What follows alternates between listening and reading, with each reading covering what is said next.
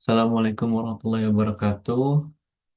Saya Dava Ji Firmansyah akan mempresentasikan materi mengenai motivating employee di PT Bank Indonesia. Nah, pertama adalah company profile dari PT Bank Indonesia. Jadi PT Bando Indonesia ini adalah perusahaan yang bergerak di bidang manufaktur produk karet untuk sektor otomotif, industri, dan rumah tangga. Nah, PT Bando Indonesia ini didirikan pada tanggal 25 November tahun 1987 sebagai joint venture antara perusahaan Indonesia, PT Kreasi Utama Investama, dan Bando Chemical Industries dari Jepang. PT Bando Indonesia ini memiliki fasilitas produksi utama yang berlokasi di Tangerang dan di Jakarta, serta memproduksi tali transmisi daya, bagian plastik, dan tali pengangkut. Nah, mengenai employee, motivating employee pada PT Bank Indonesia ini memulai beberapa strategi penerapan, yaitu yang pertama adalah melalui pelatihan dan pengembangan atau training and development. Selanjutnya yang kedua adalah disiplin kerja dan motivasi atau work discipline and motivation. Selanjutnya yang ketiga adalah keseimbangan kerja hidup atau work-life balance. Kemudian yang keempat adalah pengakuan dan penghargaan atau recognition and rewards. Selanjutnya yang kelima adalah komunikasi terbuka atau open communication.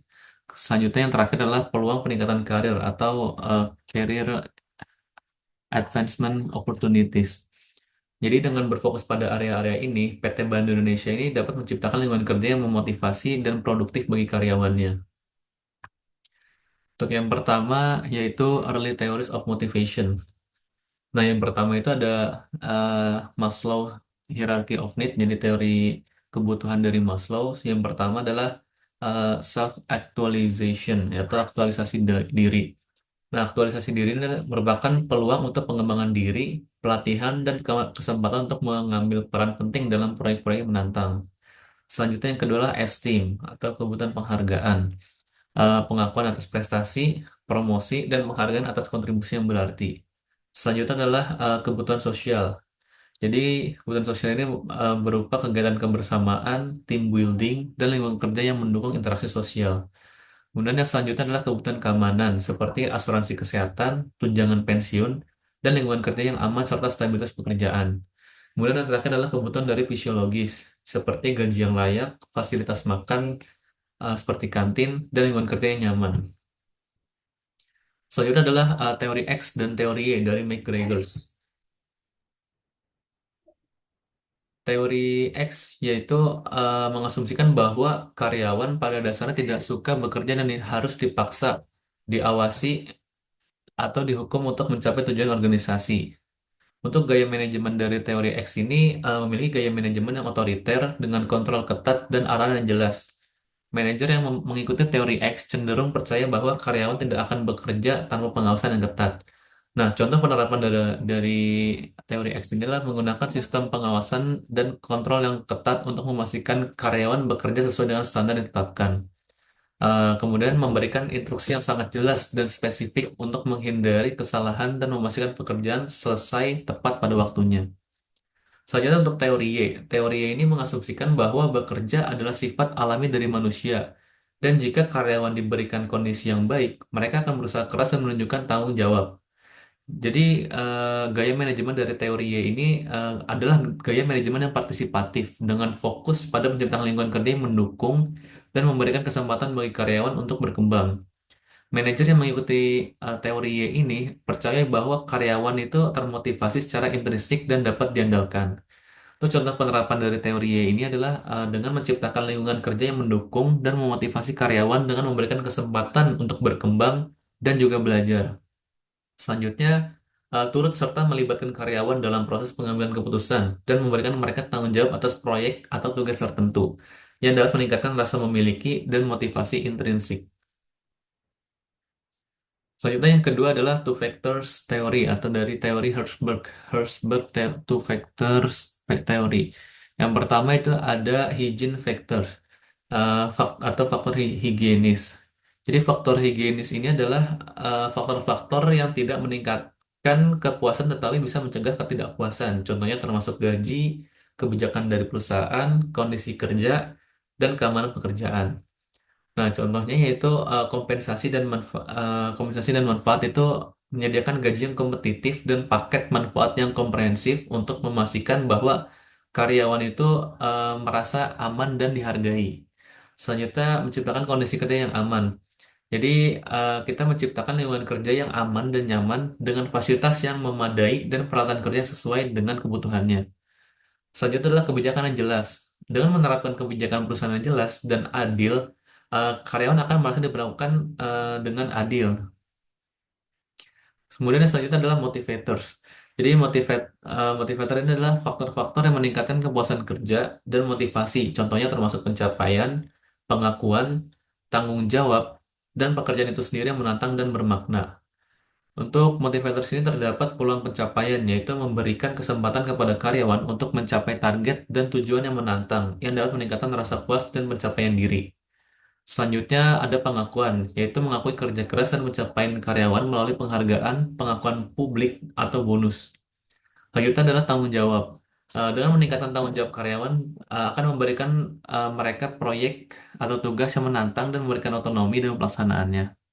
Selanjutnya adalah pengembangan karir, menyediakan jalur pengembangan karir yang jelas dan kesempatan untuk pelatihan dan pengembangan profesional. Selanjutnya yang kedua adalah contemporary theories of motivation. Nah, yang pertama adalah goal setting theory atau teori penetapan tujuan. Teori ini itu berfokus pada pentingnya menetapkan tujuan yang menantang dan terukur. Tujuan yang jelas dan terjangkau dapat meningkatkan kinerja dan motivasi karyawan karena mereka tahu apa yang diharapkan dan bagaimana cara mencapainya. Nah, untuk menerapkan teori ini, pertama itu kita harus menetapkan tujuan yang spesifik dan jelas. Seperti contohnya pada PT Bank Indonesia ini, mereka meningkatkan produksi sebesar 10% dalam 6 bulan. Kemudian langkah yang kedua adalah menetapkan target yang menantang namun masih dalam realistis. Jadi contohnya itu meningkatkan target penjualan produk baru 15% pada 3 bulan pertama. Untuk yang ketiga adalah memberikan dukungan dan sumber daya. Seperti contohnya itu menyediakan pelatihan tambahan untuk teknik penjualan terbaru. Selanjutnya yang keempat itu melakukan evaluasi dan umpan balik. Jadi pada PT Bank Indonesia ini juga telah melakukan monthly meeting untuk evaluasi pencapaian dan memberikan umpan balik yang konstruktif kepada hasil kerja karyawannya. Untuk yang terakhir adalah mengakui dan menghargai pencapaian. Jadi pada PT Bank Indonesia juga itu kadang memberikan bonus atau penghargaan kepada tim produksi ketika mereka mencapai suatu target atau melampaui target. Untuk yang selanjutnya adalah designing the motivating jobs. Jadi eh, hal ini mengacu pada pembuatan peran pekerjaan yang meningkatkan kepuasan, keterlibatan, dan produktivitas karyawan. Hal ini tentang menyusun pekerjaan sedemikian rupa sehingga memenuhi tujuan organisasi sekaligus kebutuhan karyawannya. Untuk langkah-langkah dalam designing motivating jobs ini, yang pertama kita harus membuat job enrichment, yaitu tanggung jawab tambahan pada lini produksi perihal kualitas. Seperti pada PT Bank Indonesia ini, eh, operator produksi itu tidak dituntut hanya sekedar produktivitas dengan membuat produknya saja, tapi mereka juga dituntut untuk membuat produk dengan yang bagus atau sesuai dengan kualitas yang telah ditetapkan. Terus selanjutnya adalah job rotation. Ya, jadi pengaturan operator untuk menjalankan sebuah lini mesin produksi. Selanjutnya adalah job enlargement, yaitu memperluas tanggung jawab operator untuk melakukan pengecekan dan perawatan mesin. Nah, pada PT Bank Indonesia ini juga operator produksi itu terdapat program namanya My Mesin. Jadi bagaimana operator operator produksi itu peduli tentang mesinnya, seperti melakukan 5R pada area mesinnya dan lain-lain. Untuk fleksibilitas, selanjutnya adalah fleksibilitas kerja, yaitu menawarkan opsi kerja dengan jam yang fleksibel. Selanjutnya ya, adalah pemberdayaan karyawan, yaitu memberikan kebebasan tim produksi untuk menggunakan alat baru untuk improvement. Yang terakhir adalah umpan balik dan pengakuan, yaitu memberikan feedback dan penghargaan bulanan terhadap operator produksi dengan hasil kualitas terbaik atau tingkat cacat terendah. Selanjutnya adalah equity teori atau teori keadilan. Jadi teori ini dari John Stacy Adams, yaitu membahas bagaimana karyawan menilai keadilan dalam distribusi sumber daya dan penghargaan di tempat kerja. Nah, mereka itu membandingkan rasio input, yaitu berupa usaha, keterampilan, dan kerja keras, terhadap output, yaitu gaji yang diterima, penghargaan yang didapat, dan pengakuan dengan rekan kerja yang lainnya. Jika mereka tidak merasa tidak ada keseimbangan, mereka mungkin akan merasa tidak adil dan kurang termotivasi. Nah, untuk langkah-langkah dalam equity teori ini, yang pertama itu penilaian kerja yang adil, yaitu membuat sebuah KPI yang jelas dan terukur untuk menilai kinerja setiap karyawan. Nah, pada PT Bank Indonesia ini, mereka memiliki dua kriteria KPI, yaitu KPI secara kuantitatif dan KPI secara kualitatif. Selanjutnya adalah pengakuan dan penghargaan yang adil, yaitu memberikan bonus berdasarkan pencapaian individual dan tim. Selanjutnya yang ketiga adalah komunikasi terbuka, yaitu memberikan sesi feedback dan diskusi terbuka untuk klarifikasi kebijakan dan memberikan sebuah transparansi dari sebuah kebijakan tersebut. Selanjutnya yang terakhir adalah peningkatan kesejahteraan, yaitu pemberian asuransi kesehatan dan program keseimbangan kerja atau work-life balance. Nah, selanjutnya yang ketiga adalah current issues in motivation. Nah, yang pertama itu adalah flexible work atau job schedule. Jadi, job schedule pada PT Bank Indonesia ini diterapkan untuk meningkatkan keseimbangan work-life balance, kemudian mengurangi kelelahan, dan meningkatkan produktivitas pada karyawannya. Nah, untuk job schedule pada PT Bank Indonesia ini terdapat pembagian. Yang pertama, bagian non-shift itu terdapat dua, yaitu jam 7 sampai jam 4 sore, dan jam 8 hingga jam 5 sore. Selanjutnya adalah shift, ada pembagian terhadap 4 grup dan 3 shift. Nah, untuk shift satu jam kerjanya adalah jam 7 hingga jam 3 sore. Untuk shift 2 adalah jam 3 sore hingga jam 11 malam. Dan untuk shift 3-nya adalah jam 11 malam hingga jam 7 pagi. Nah, selanjutnya adalah motivating contingent workers. Jadi, eh, memotivasi pekerja kontrak atau pekerja lepas atau contingent workers di PT Bank Indonesia ini memberikan pendekatan yang berbeda dari kawan yang tetap. Nah, salah satu langkah yang dilakukan oleh PT Bank Indonesia itu yang pertama eh, memberikan keterlibatan dan inklusi, yaitu mengikut sertakan dalam kegiatan proyek. Selanjutnya adalah memberikan pengakuan dan penghargaan, seperti memberikan bonus dan insentif berdasarkan kinerja. Selanjutnya yang ketiga adalah memberikan peluang pengembangan, yaitu menyediakan akses pelatihan untuk mentoring dan ikut serta dalam coaching bersama dengan karyawan tetap. Selanjutnya yang keempat adalah memberikan work-life balance, yaitu menyediakan akses program kesejahteraan seperti kegiatan kebugaran. Selanjutnya yang terakhir adalah kejelasan dan transparansi. Jadi memberikan kriteria yang jelas dan transparan terkait kinerja yang akan dievaluasi. Selanjutnya adalah designing appropriate rewards program. Yang pertama itu ada Open Book Management atau OBM, yaitu membuka informasi finansial perusahaan kepada karyawan untuk meningkatkan transparansi dan keterlibatan mereka dalam proses pengambilan keputusan. Seperti contohnya, itu pendidikan finansial dan rapat berkala untuk meningkatkan rasa memiliki dan tanggung jawab. Selanjutnya adalah Stock Option Program, yaitu memberikan opsi kepada karyawan untuk membeli saham perusahaan pada harga tertentu dengan memberikan suatu insentif finansial tambahan. Contohnya, pada PT Bank Indonesia ini memberikan program opsi saham untuk meningkatkan keterlibatan karyawannya.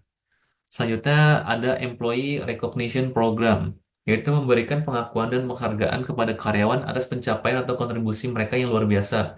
Contohnya pada PT Bank Indonesia ini memberikan suatu reward atau bonus ketika mereka bisa mencapai target atau melampaui target dengan tingkat cacat yang rendah. Selanjutnya adalah pay for performance, yaitu menghubungkan gaji dan insentif finansial terhadap kinerja individu atau tim. Contohnya, kenaikan gaji berdasarkan KPI. Selanjutnya adalah motivating low skilled minimum wage employees. Jadi memotivasi karyawan dengan keterampilan terendah dan gaji minimum.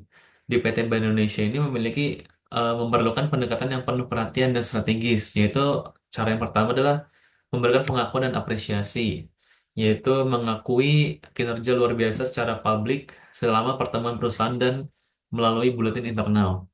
Selanjutnya yang kedua adalah memberikan lingkungan kerja yang aman dan nyaman. Yang ketiga adalah memberikan pelatihan dan pengembangan. Yang keempat adalah insentif dan bonus. Dan yang terakhir adalah memberikan keterlibatan dalam membuat suatu keputusan. Selanjutnya adalah motivators for profesional. Jadi memotivasi para profesional di PT Bank Indonesia ini melakukan melalui pendekatan yang disesuaikan dengan kebutuhan dan harapan mereka. Yang pertama, itu memberikan pengembangan karir dan pelatihan. Jadi PT Bank Indonesia juga menyediakan kesempatan pelatihan dan sertifikasi untuk membantu mereka mencapai profesional dengan meningkatkan keterampilan dan pengetahuan mereka.